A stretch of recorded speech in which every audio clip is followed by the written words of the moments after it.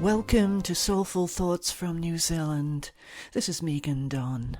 I hope you are making your way gracefully into this year, perhaps feeling a shift in your energy due to the recent astrological alignments we had. I know I am. Though there's a little coming and going as I feel this incredible radiance around and within me. And then soon thereafter, I am in an entanglement with a neighbour. And so our world is birthing, and it is still dying through each and every one of us.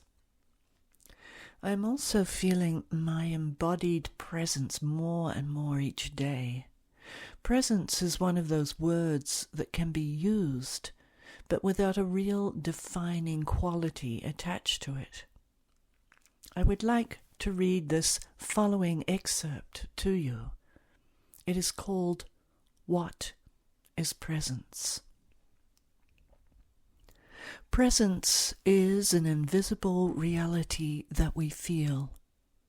You may feel it in another who exudes a quiet knowing or a gentle stability.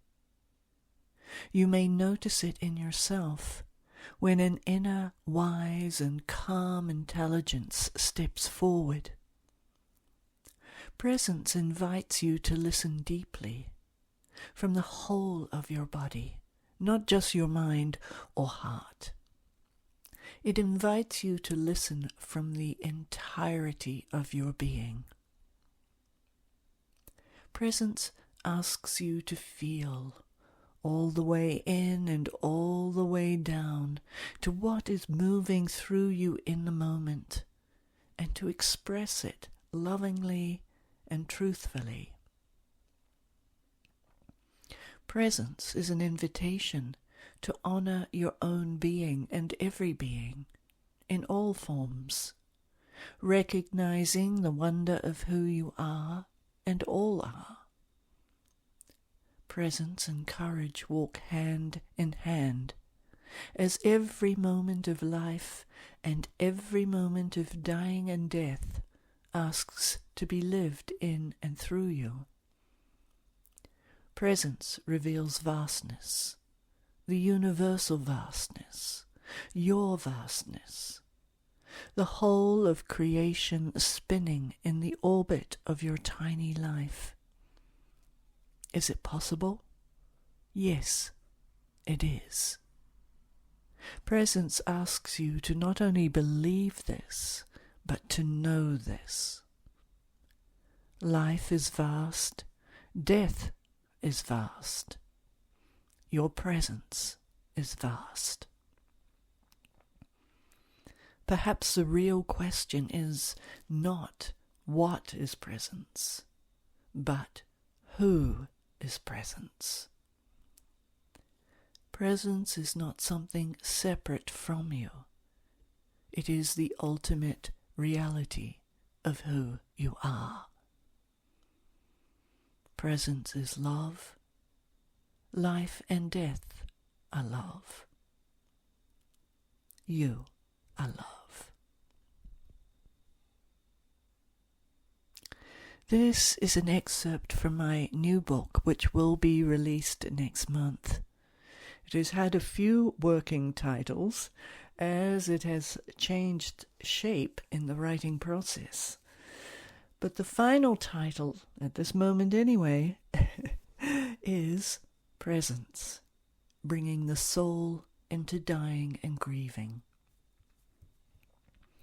It seems to be unfolding that teaching on presence is coming to the forefront of my work, whether that be in living or in dying. For in fact, our living is preparing us for our dying. Essentially, they are one and the same, only with a different face and outer expression. But internally, the same process goes on. For instance, can we accept what is occurring? Can we let go when needed? Can we forgive?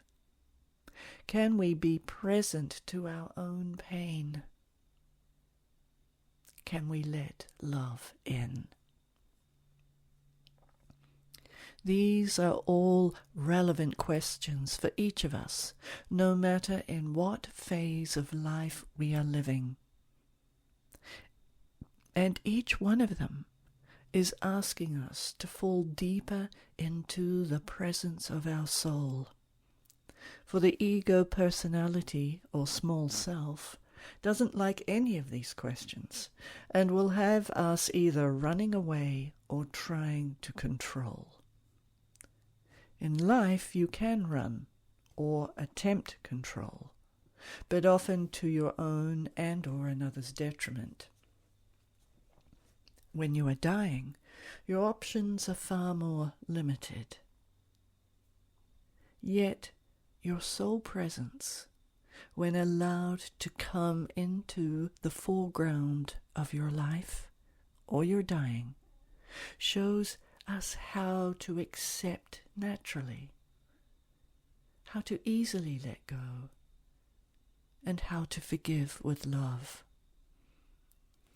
This presence confidently, yet quietly, knows of its own flowing wisdom, and is present to whatever may come its way, whether that be pain or love.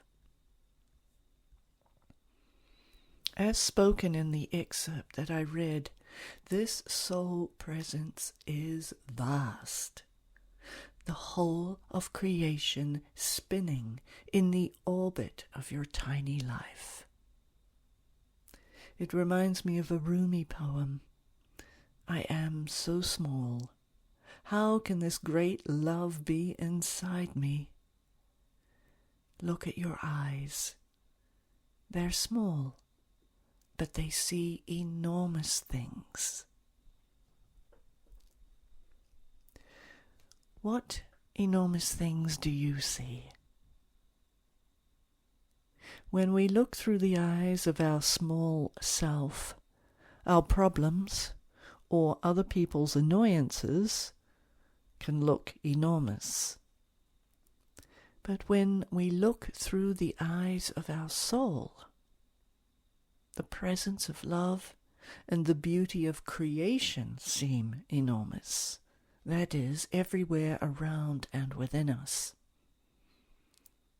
And compassion and understanding, both siblings of presence, take care of the other areas in our life we may deem problematical. Presence is ultimately relational, that is, experienced through relationship with yourself, with nature, with another. On the 24th of this month, I am teaching a 2-hour virtual class called The Gift of Presence. You can see the link below. In this class, you will learn very practical ways of practicing presence with yourself, with nature, and with another. It is easy to talk about presence, but how do we become that? How do we uncover what is masking our true soul presence? I look forward to you joining me if it calls to you, and for those of you unable to join live, the recording will be available. Again, please see the link below, or my website, meghandon.life. I am teaching this as part of the Red Shoes program in Louisiana, a wonderful center that provides affordable and sliding scale programs for all who want to join. They have a real sense of community there and have fostered many souls on their journey of self-discovery and self-empowerment. They receive 50% of the fee, and I am delighted to support them. And I welcome you to support them too. It seems to me that one of the greatest gifts we can give to ourselves, to our families and friends, and our world is our presence. The ability to truly listen from the fullness of our body, our innate calm, and our wise and compassionate self. A world full of souls doing this and embodying this will make an enormous difference. Let us begin and invite others to join us simply by being our own soulful presence.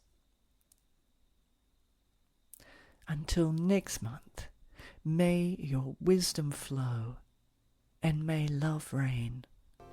Arahanui.